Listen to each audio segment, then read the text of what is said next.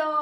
യുകെയിലെ driving test book ചെയ്യുന്നതിന് ഉടനെ തന്നെ കുറച്ച് മാറ്റങ്ങൾ വരുന്നുണ്ട്. അതെന്തൊക്കെയാണെന്ന് ഞാൻ പറഞ്ഞുതരാം. സോ ആദ്യത്തെ മാറ്റം എന്ന് പറയുന്നത് ഇനി മുതൽ ലേണർ കാർ ഡ്രൈവേഴ്സിന് മാത്രമേ അവരുടെ പ്രാക്ടിക്കൽ ടെസ്റ്റ് ബുക്ക് ചെയ്യാനും അതുപോലെ അത് മാനേജ് ചെയ്യാനും സാധിക്കുകയുള്ളൂ. എന്ന് വെച്ച് കഴിഞ്ഞാൽ ഇനി മുതൽ ഡ്രൈവിംഗ് ഇൻസ്ട്രക്ടേഴ്സിനോ അതുപോലെ തന്നെ തേർഡ് പാർട്ടി സർവീസസിനോ നമുക്ക് വേണ്ടി ടെസ്റ്റ് ബുക്ക് ചെയ്യാൻ പറ്റില്ല. അതുപോലെ തന്നെ ഇനി സ്ലോട്ട് ബുക്ക് ചെയ്യാൻ വേണ്ടിയിട്ട് അൺഓതറൈസ്ഡ് ആയിട്ടുള്ള സോഫ്റ്റ്വെയർസ് ഒന്നും അലൗഡ് അല്ല.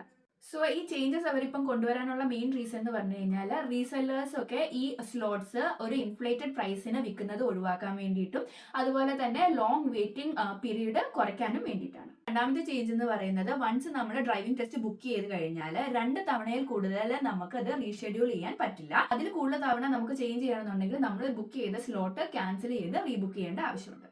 അതുപോലെ തന്നെ ഇനി മുതൽ നിങ്ങൾ വൺസ് ബുക്ക് ചെയ്ത സ്ലോട്ട് നിങ്ങൾക്ക് വേറെ ഏതെങ്കിലും ലൊക്കേഷനിലോട്ട് മാറ്റണം എന്നുണ്ടെങ്കിൽ ഓൾറെഡി ബുക്ക് ചെയ്ത സെന്ററിന്റെ അടുത്ത നിയർ ബൈ ലൊക്കേഷൻസ് മാത്രമേ ബുക്ക് ചെയ്യാൻ പറ്റത്തുള്ളൂ. ലേറ്റസ്റ്റ് ന്യൂസ് അനുസരിച്ച് DVSA പുതിയ കുറെ എക്സാമിനേഴ്സിനെയും കൂടെ റിക്രൂട്ട് ചെയ്യുന്നുണ്ട് വെയിറ്റിംഗ് ടൈം കുറയ്ക്കാൻ വേണ്ടിയിട്ട്. ഇതുപോലത്തെ കൂടുതൽ ഇൻഫോർമേഷൻസിനായിട്ട് എന്നെ ഫോളോ ചെയ്യുക. അപ്പോൾ ഓക്കെ, ബൈ.